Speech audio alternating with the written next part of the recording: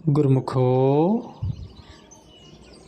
परम हितैषी, प्राणधन, रूहानियत के सम्राट श्री श्री 108 श्री तृतीय पातशाही जी महाराज ने संपूर्ण भारत में भक्ति का व्यापक संदेश फैलाने के लिए बहुत बड़ी साधु मंडली बनाई और उन्हें देश के कोने कोने में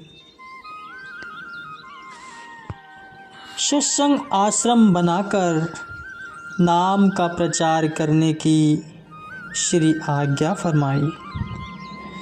लगभग हर गांव और हर शहर में नाम और भक्ति की गूंज पहुंचाने का प्रयास आरंभ हो गया। महाप्रभु जी ने अपने प्रेमी गुरुमुखों के लिए यह बहुत बड़ा उपकार किया। प्रेमी जिज्ञासु रूहें अपने अपने क्षेत्र के समीपवर्ती सत्संग आश्रम में जाकर आध्यात्मिक लाभ प्राप्त करने लगी। जिस क्षेत्र में आश्रम निर्माण अभी न हो पाए थे, वहाँ के गुरुमुख जन भी पावन श्री चरणों में आकर उन्हें भक्ति सुधा रस का पान करवाने के लिए आध्यात्मिक केंद्र स्थापित करने की विनय करने लगे। देश विभाजन के पश्चात सन 1948 में एक सिंधी परिवार बेंगलोर में से श्री आनंदपुर में श्री 108 श्री तृतीय पातशाही जी महाराज के श्री दर्शन करने हेतु आया।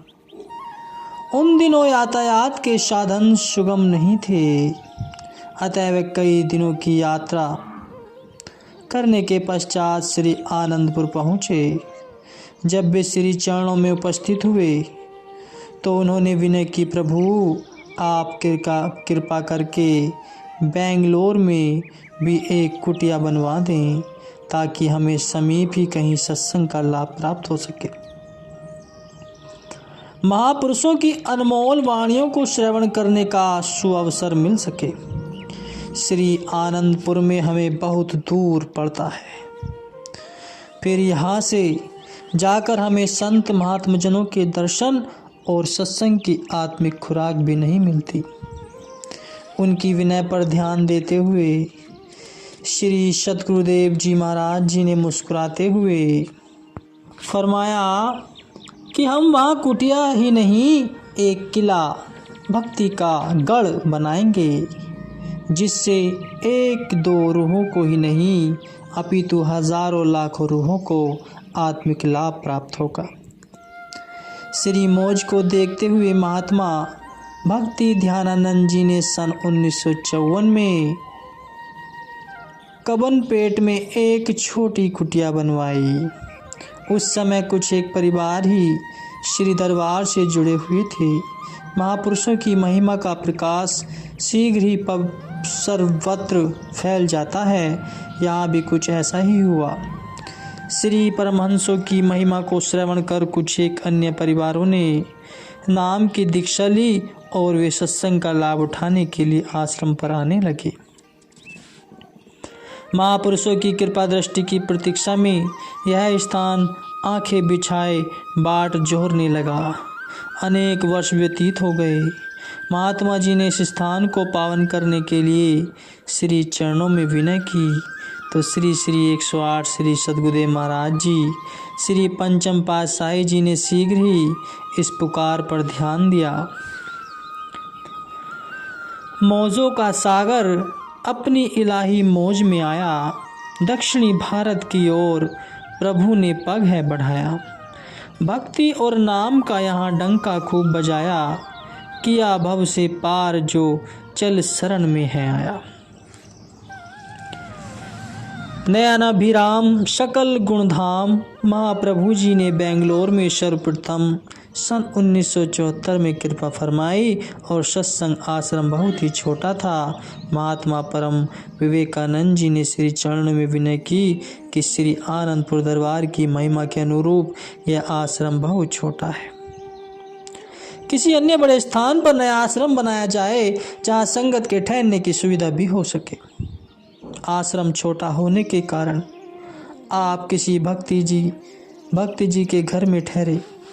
यहाँ से संत मंडली और कुछ प्रेमी भक्तों सहित दिन के समय मशहूर में वृंदावन गार्डन देखने के लिए गए।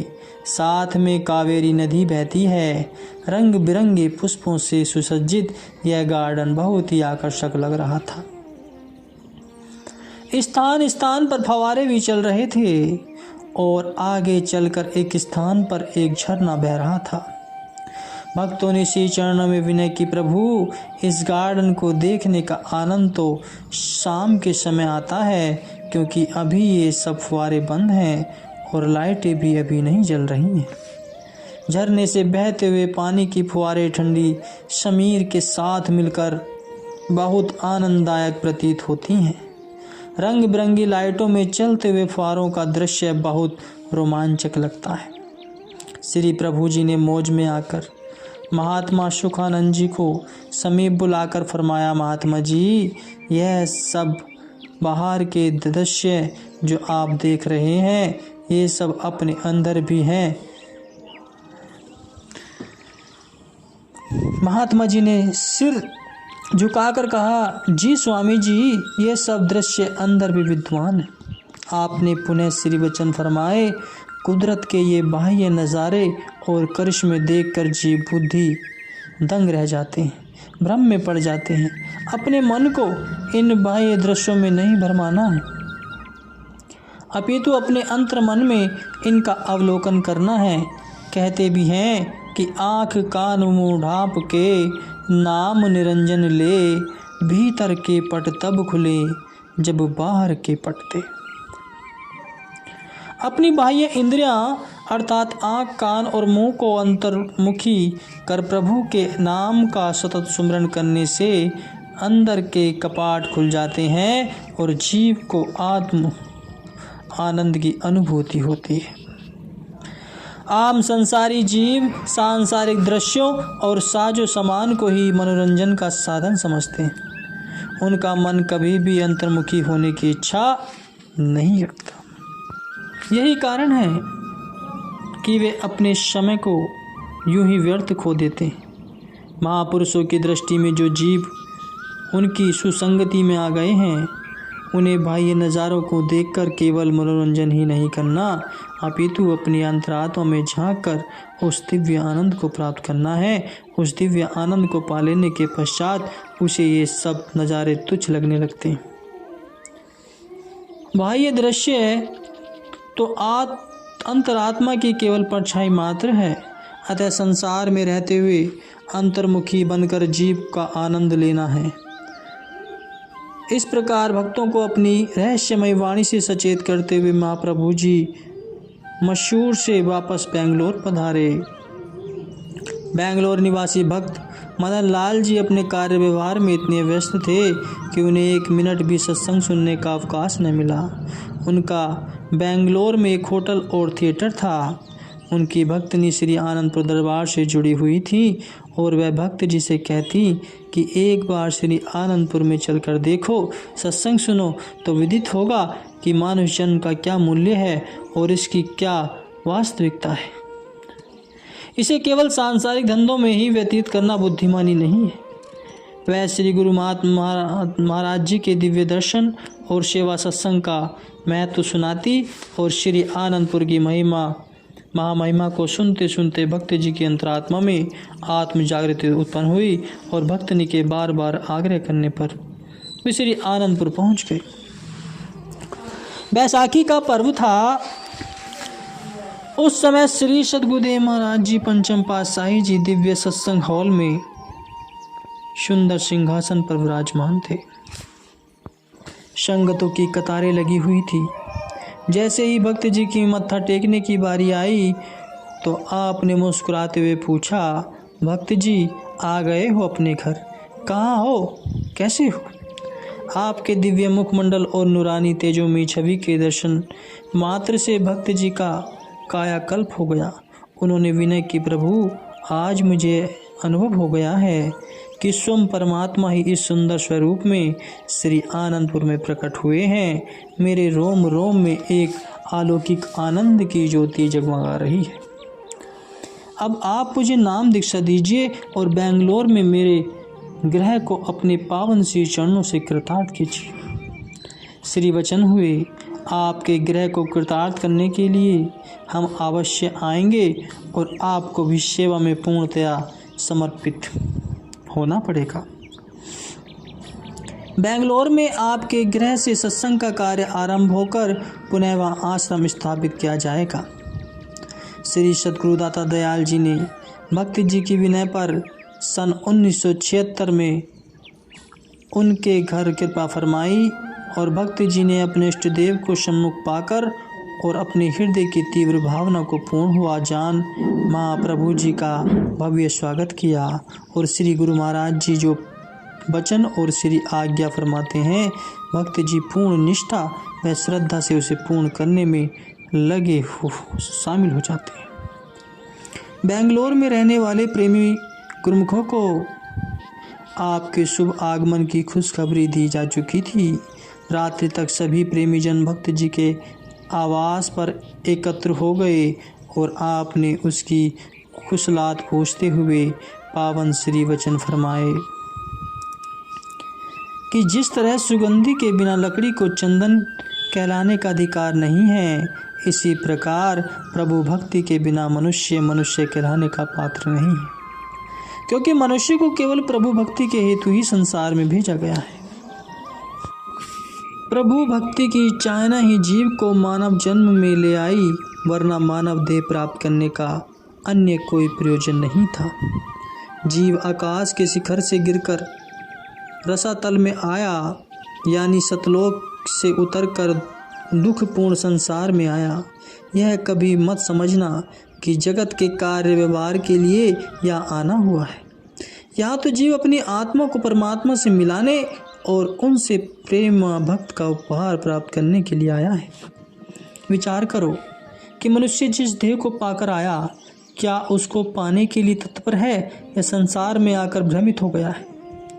सत्पुरुष पग पग पर जीव को ठोकरों से बचाते हुए भजन सुमरन करने की हिदायत देते हैं। जो सांसारिक इच्छाओं को दिल में स्थान न देकर प्रभु भक्ति में चित्त को लगा लेता है, वास्तव में वही उस परम आनंद को प्राप्त कर सकता है। श्री प्रभु जी की अत्यंत प्रभावशाली वाणी सुनकर वहाँ उपस्थित गुरुमुख जन कृतार्थ होकर जय जयकारा लगाने लगे। इस प्रकार 2-3 दिन तक गुरुमुखों ने पावन श्री दर्शन एवं वचना अमृत का भरपूर लाभ उठाया। वहाँ से पधारने से पहले भक्त जी पर विशेष कृपा फरमाते हुए कहा, हम आपकी भक्ति व लगन पर अति प्रसन्न हैं। हमें यहाँ बेंगलोर में एक आश्रम बनाना है, आप कोई उपयुक्त स्थान देख कर रखें। श्री मुबारक मौज से सन 1977 में रिचमंड सर्कल में आश्रम के लिए एक स्थान खरीदा गया।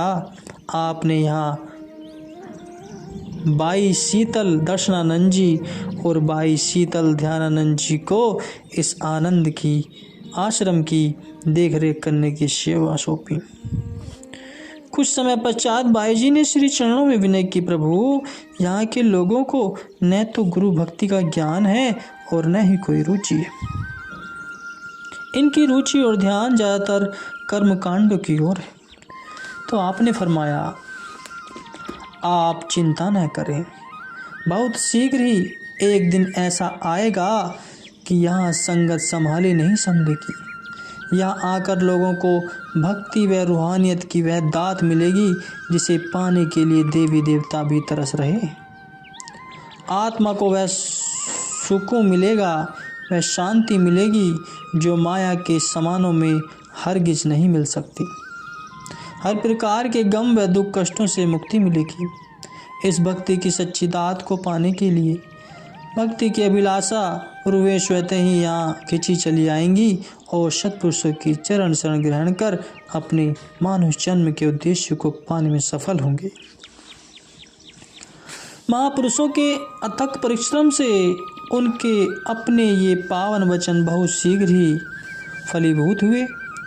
जिस प्रकार जम्पियर में श्री श्री 108 द्वितीय बादशाही जी महाराज ने सिंधी श्रीमान जी को फरमाया कि यहाँ सत्संग आरंभ करो, जबकि वहाँ के लोग सत्संग की महिमा से बिल्कुल अनजान थे। आज भी वही दृश्य यहाँ का था जब बाई जी की विनय पर श्री श्री 108 श्री पंचम पातशाही जी महाराज ने यही वचन फरमाए कि आप सत्संग आरंभ करो, संस्कारी रूहें खुद ब खुद यहाँ दौड़ी चली आएंगी। महापुरुषों के जहाँ चरण पड़ते हैं वहाँ का वातावरण उनकी भीनी भीनी सुगंधी से महक उठता है।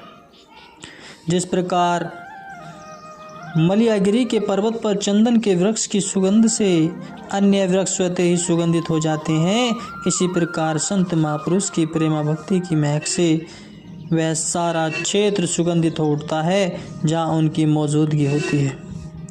भक्ति की अभिलाषा रूहें इस महक को अपने अंतर्मन में बसाने के लिए श्री चरणों में स्वतः ही दौड़ी चली जाती हैं।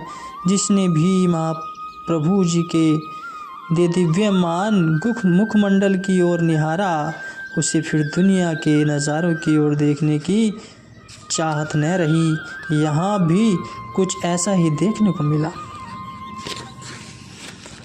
परम पिता परमात्मा से मिलने की आतुर रूहें श्री चरणों में पहुँचने लगी।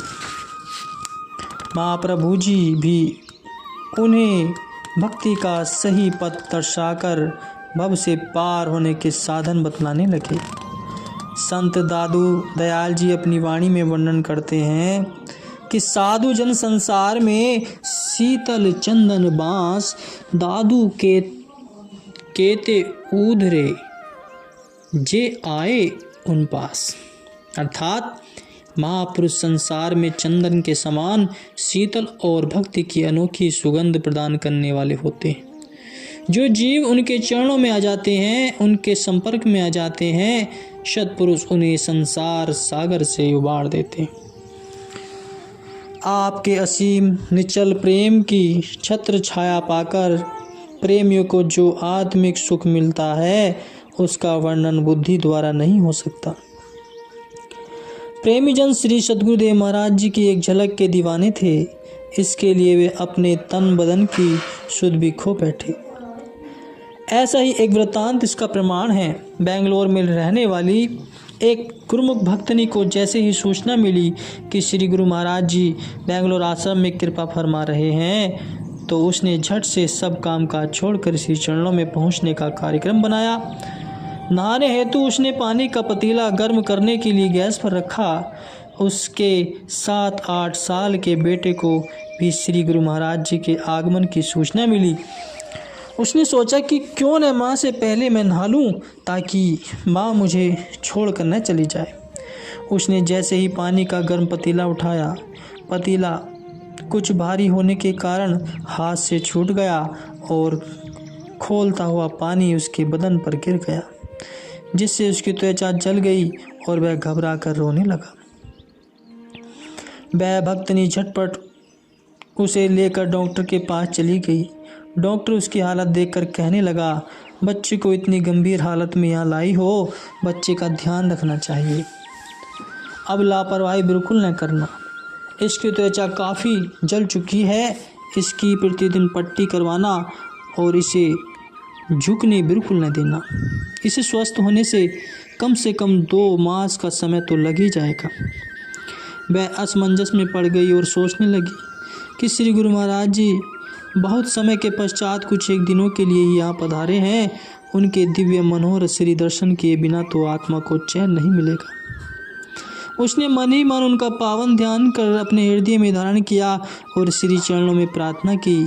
फिर एकाएक वह उठी और बच्चे को अपने संग लेकर आश्रम की ओर चल दी।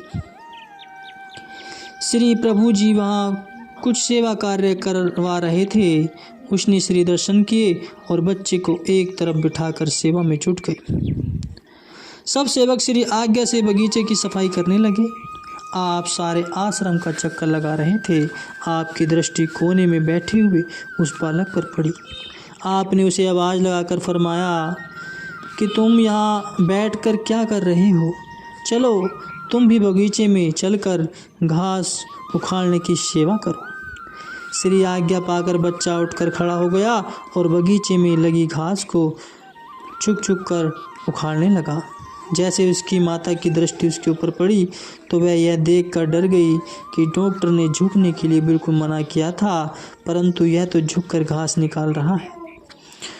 उसने संकेत से उसे समझाने की कोशिश भी की, लेकिन वह बालक पूर्वतः सेवा में लगा रहा। 1-2 दिन पश्चात जब आप वहाँ से वापस पधार गए तो वह बच्चे को पुनः डॉक्टर के पास ले गई और सोचने लगी कि आज तो डॉक्टर बहुत ही नाराज़ होगा।